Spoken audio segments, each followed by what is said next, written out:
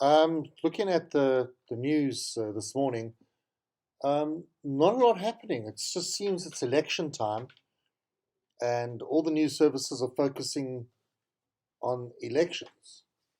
Um, John Steenhuisen of the DA, he appeared in Uppington yesterday, and the people of Uppington were moaning and complaining about there hasn't been enough job creation in Uppington. So they weren't just complaining that they live in Uppington. Because if that was me, I would just be complaining, shit, I'm in Uppington. But you know what? That's wrong. When you're from the big city, Johannesburg, Cape Town, Durban, KUWTK, we can't really relate to places like Springbok and Uppington. Those people have always lived there, so they're not going to complain that they live in Uppington. But if I visited Uppington, I would complain. I remember driving down on holiday in December when I was a kid, going through all these little dorpies, Graafrenet, Willowmore, Aberdeen, and I thought, people live here. And yes, people do. People do live in these places, and mustn't be snobbish about it. I can't let go of the DA poster thing. And it's not my fault, because John Steenhuisen, leader of the DA, he hasn't let go of it either. He says he says he will not apologize for his party's controversial election posters, even though his party took the posters down. I think John Steenhuisen wanted the posters to stay up. He says the DA calls you heroes has been misinterpreted. He says all his party was trying to do was pay tribute to law-abiding citizens of all colours who stood up for law and order. You see now, John, you're just digging your hole deeper. It wasn't about law-abiding citizens of all colours. You purposely put the posters in Phoenix. So it's not law-abiding citizens of all colours. You put the posters in Phoenix only, which is 99.9999% Indian, people of Indian descent. So you've got to let it go, John. You made a boo-boo. Just move on. But he won't move on. I mean, I wonder what they did with them. I mean, he was probably on the phone. John Steenhuisen was probably on the phone. Natasha, where are my posters? I must ask Helen. Ding, ding, Helen, where are my posters? I don't know.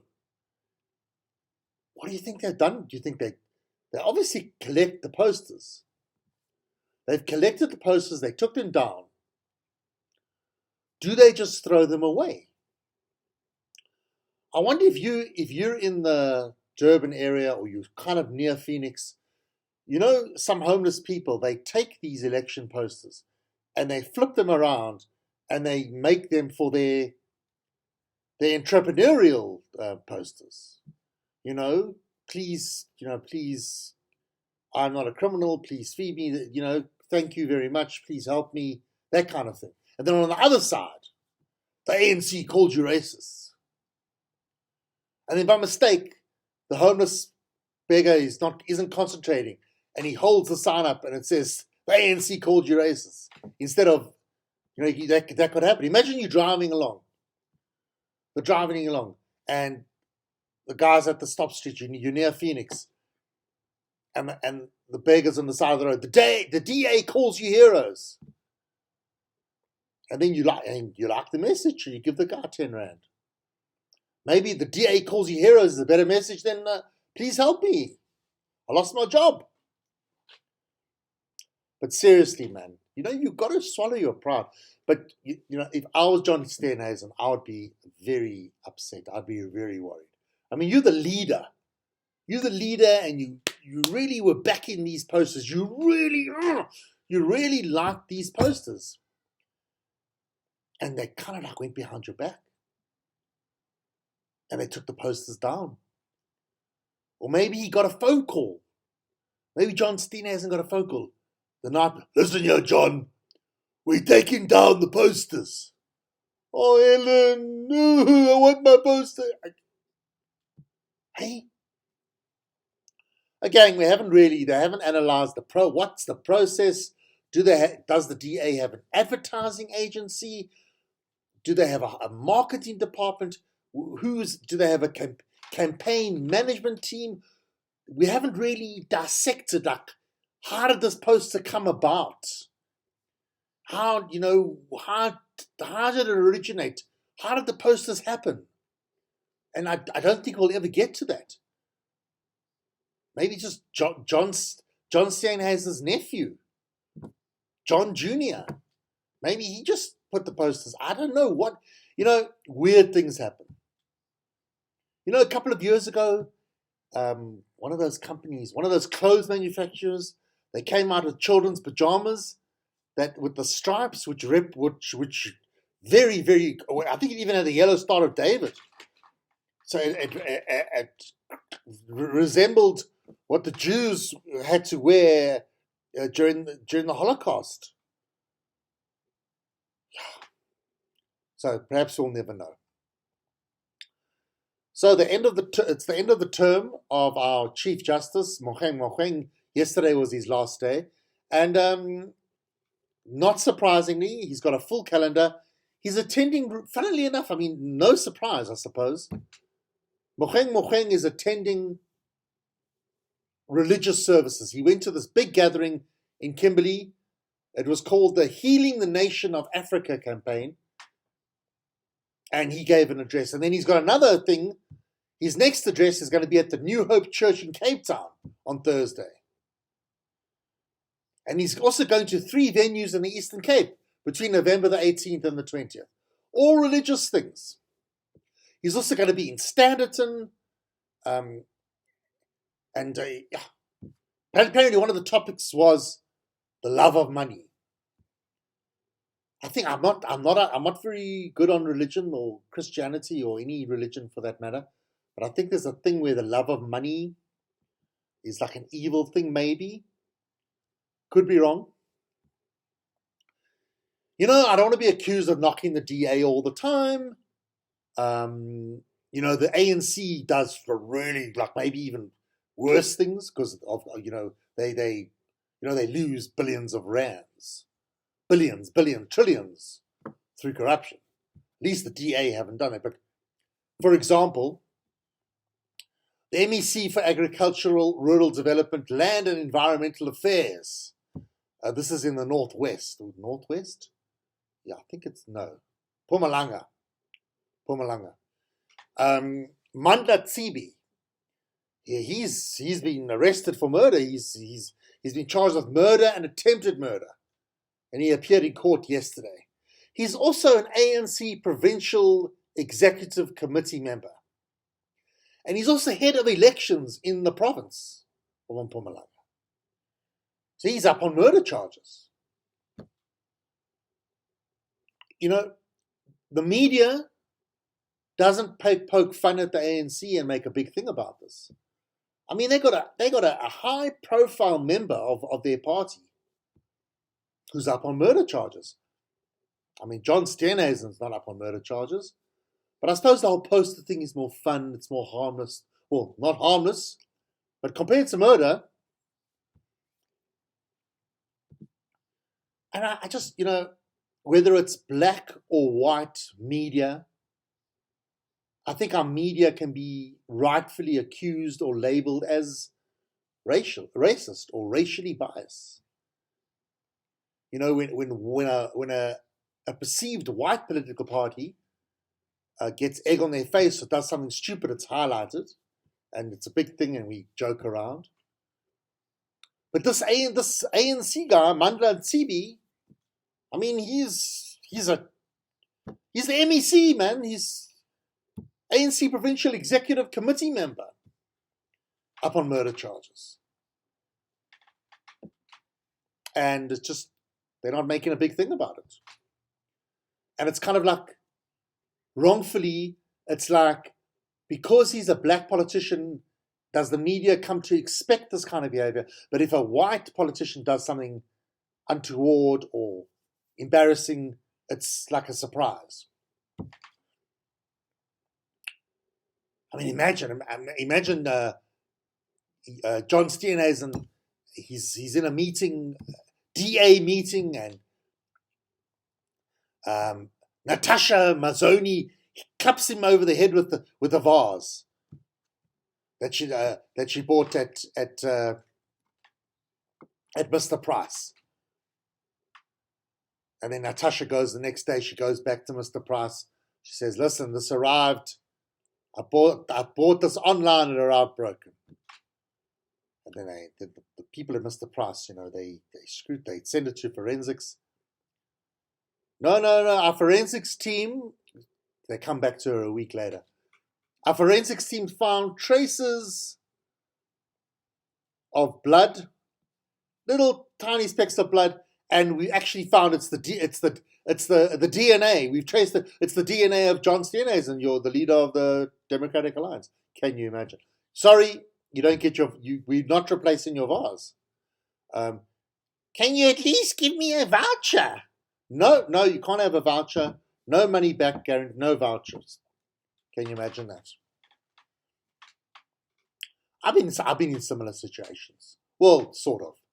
We bought something from Mr. Price and we didn't use it for a long, long time. And I bring it back like a year later. They look at me and they're puzzled. No, this is very old. It's so old that the price tag has gone a bit dark. It used to be a white price tag, but it's gone a little bit yellowish. Sometimes I take things back. It's terrible. It's so embarrassing. But at least there was no blood. There was no traces of blood. So how did it go with my mother yesterday? So I phoned my mother, Naomi. She turned 91 yesterday. I wished her happy birthday. I don't know. It's so difficult. I mean, she's so deaf. It was so, I don't even know if she heard me. It was a very, you're 91 today? And she goes, oh, yes. No joy in her voice. I don't think she's happy. I don't think she's glad. I don't think she's happy she turned 91. I think she wanted to die when she was 80. That's the feeling I have. Then she asked me how I am. And I can't, because she's hard of hearing, I can't get into a discussion of how I am. Well, the pool's still green. Because she's so hard of hearing. So, yeah, I'm okay. And it was, anyway. That was it. Oi. So my pool is still green, and I'm thinking to myself, am I going to be one of these people? And I think I'm going to be one of these people.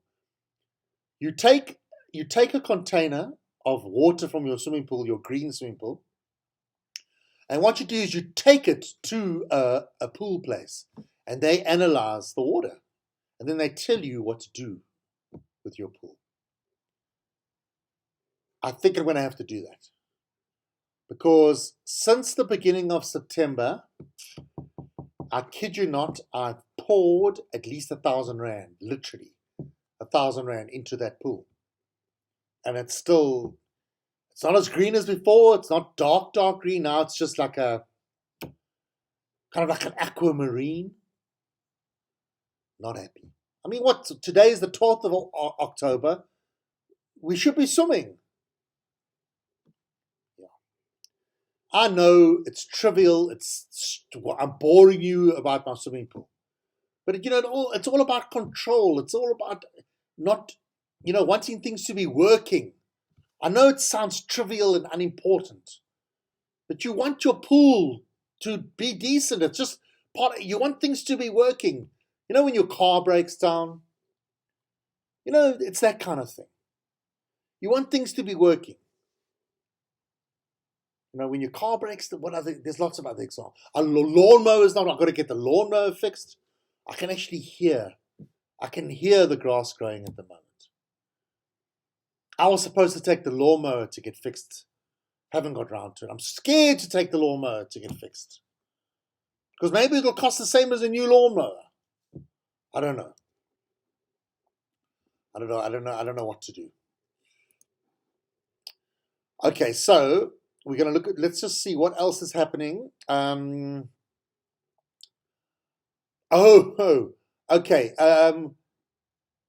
Dave Chappelle. Now, sometimes when I hear about something's good on TV, I like to maybe draw your attention to it. I don't know what it is, but I don't watch a lot of stand-up comedy. But they say in the last few years, I keep on hearing reports. People consider Dave Chappelle to be like the number one stand-up comedian at the moment in the world. I don't know how true that is. So he's got a new special on Netflix, and this just makes me want to watch it again. This makes me want to watch it more. It's been criticized as being transphobic. Transphobic. How about that? Now, Netflix has defended Dave Chappelle. They say that Netflix has definite high standards to uphold the dignity and the human rights and defending the disadvantaged or the oppressed. And Netflix has looked and examined the Dave Chappelle stand-up comedy, and it has not came close. Kind of pushed their law, their rules, their boundaries, but it squeezed in. Dave Chappelle's Ted Sarandis, he's the co-CEO of Netflix. I don't know why. I don't know who the other CEO is. The co-CEO of Netflix. He's given it his Ted Sarandis stamp of approval. And you got my approval as well. It's been endorsed by me and Ted Sarandis. The Dave Chappelle comedy special is safe to watch. There, I've said it. You may watch the Dave Chappelle special. And then how about that? How about that? Yesterday, I wasn't going to mention this. Just a little bit of like a sequel to the feedback from yesterday. I mentioned this guy on YouTube, Andre TP. I think he got a bit offended because I called him stupid. And with the needles, that fat people have not been vaccinated properly. And Andre TP messaged me back. I think he's a bit upset that I called him stupid. Well, you are stupid, Andre TP. I don't know what the TP stands for. Whenever I see DP, I think deep penetration. Does it stand for deep penetration? I think it's deep penetration. I think that's what it stands for. Or David Pretorius, or Daniel Pretorius, or Davi Pretorius, Davi Petrus. I'm going to go with deep penetration. He went on and on. He heard an interview on KUWTK with Lester Kivet. And there's been a research thing about that fat people have not been vaccinated properly. I don't care. Andre DP. It's just use some logic and common sense. I'm sorry, you are stupid. Use your logic and common sense. There's been over 4 billion vaccinations around the world. Of that 4 billion, at least 500 million or 200 million or 300 million or 400 million, 100 million at the very, very, very least were very, very fat people. You don't think that if those people were not vaccinated properly, there would have been like a skyrocket, a fourth wave like a long time ago? It would have been a huge news story. They would have picked up on it. They would have noticed that a huge amount of obese people were still getting ill, very ill, and perhaps dying of COVID. Just think logically, please. Just be logical. That's all I'm asking. Be logical. And don't come. And then he says I must thank him for him saving my life. I'm not that fat that a needle can't get into my arm. So annoying. So annoying. Really, man. Pull yourself together. Tell you what I have to put up with.